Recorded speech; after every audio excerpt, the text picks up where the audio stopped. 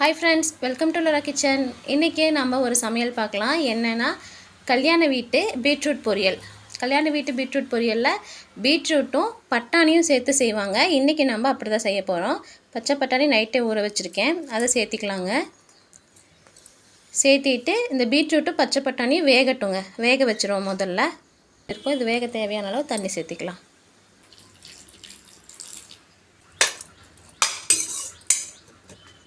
வேகட்டுங்க, மூடி வச்சுடுவோம்.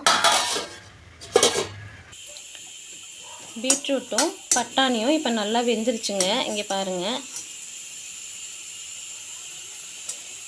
வெந்துருச்சு பட்டாணியும். இப்போ இதுக்கு ஒரு தாளிப்பு நம்ம கொடுத்துக்கலாங்க. இந்த பொரியலுக்கு உண்டான தாளிப்பு இப்போ கொடுப்போம். கடுகு உளுத்தம் பருப்பு போட்டிருக்கேங்க. இது பொரிய தேவையான எண்ணெய் சேர்த்திக்கலாம்.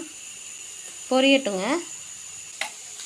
பாருங்கள், இப்போ நல்லா பொரிஞ்சிருச்சு கடுகு உளுத்தம் பருப்பு. இப்போ தேவையான அளவு பெரிய வெங்காயம் சேர்த்திக்கலாம்.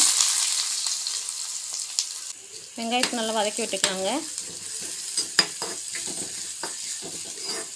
பொரியல் கரண்டியை யூஸ் பண்ணிட்டேன். பொரியலுக்குள்ளே தானே போகுது, ஸோ இந்த கரண்டியை நான் யூஸ் பண்ணிட்டேன். வெங்காயம் வதங்கட்டும். பொரியலுக்கு தேவையான கருவேப்பிலை சேர்த்திக்கலாங்க.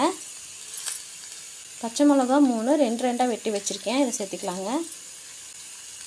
நல்லா கலரி விட்டுக்கலாங்க. நல்லா வதங்கினோன்னா நம்ம இதை பொரியலில் சேர்த்திக்கலாங்க. பொரியலுக்கு தேவையான தேங்காய் பூ போட்டுக்கலாங்க. இப்போ நம்ம தாளித்து வச்ச வெங்காயம் பச்சை மிளகா கருவேப்பிலையை இந்த பொரியலில் சேர்த்திக்கலாங்க.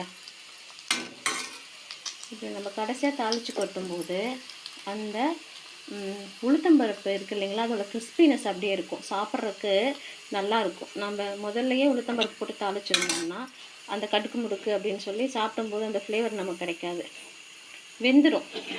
அதனால் நம்ம இப்படி வறுத்து போடும்போது சூடாக இருக்குது. ஒரே நிமிடம்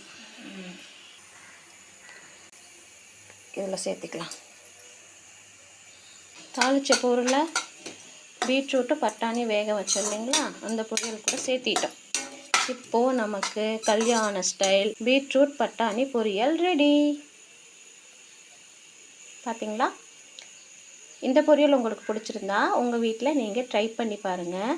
கண்டிப்பாக ஹெல்தி பெனிஃபிட்ஸ் இருக்குங்க. பட்டாணியில் ப்ரோட்டீன் இருக்குது, பீட்ரூட் சாப்பிட்டா உடம்புக்கு நல்லது, ரத்தம் ஊறும். ஸோ இந்த ரெண்டும் சேர்ந்து இந்த காம்பினேஷனில் செஞ்சு பாருங்கள். பீட்ரூட் சாப்பிடாத உங்கள் குழந்தைங்க கூட சாப்பிடுவாங்க. ஹாய் ஃப்ரெண்ட்ஸ், இன்றைக்கி நம்ம வீட்டில் வெள்ளை சாதம், முருங்கைக்கீரை துவையல், பீட்ரூட்டும் பட்டாணியும் போட்ட பொரியல். பாருங்கள், எல்லாமே ஹெல்தி ஃபுட் இன்றைக்கி நம்ம வீட்டில். வாங்க சாப்பிட்லாம். போதும் அவ்வளோதான். எண்ணெய் கொஞ்சம் ஊற்றி பிசைஞ்சு சாப்பிட வேண்டியது தான்.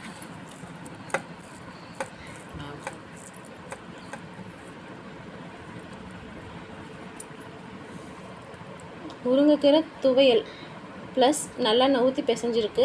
பாருங்கள் எவ்வளோ சூப்பராக இருக்குன்னு. அவ்வளோ ஹெல்த் பெனிஃபிட் இருக்குது. லைவில் இது போட்டிருக்கேன், செக் பண்ணி பாருங்கள்.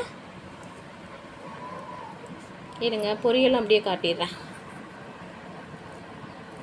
இந்த முருங்கைக்கீரை துவையல் கூட இங்கே பாருங்கள், பீட்ரூட் பட்டாணி வச்ச பொரியல் அப்படியே சாப்பிட்டோம்னா உடம்புக்கு அவ்வளோ ஹெல்த்தி, ருசியும் கூட. கண்டிப்பாக ட்ரை பண்ணி பாருங்கள். இந்த எண்ணெய்க்கும் இந்த முருங்கைக்கீரை துவையலுக்கும் சூப்பராக இருக்குல்ல, அதான் காட்டினேன்.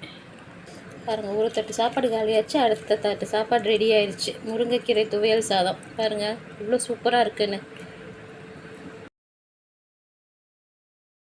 தேங்க்யூ ஃபார் வாட்சிங்.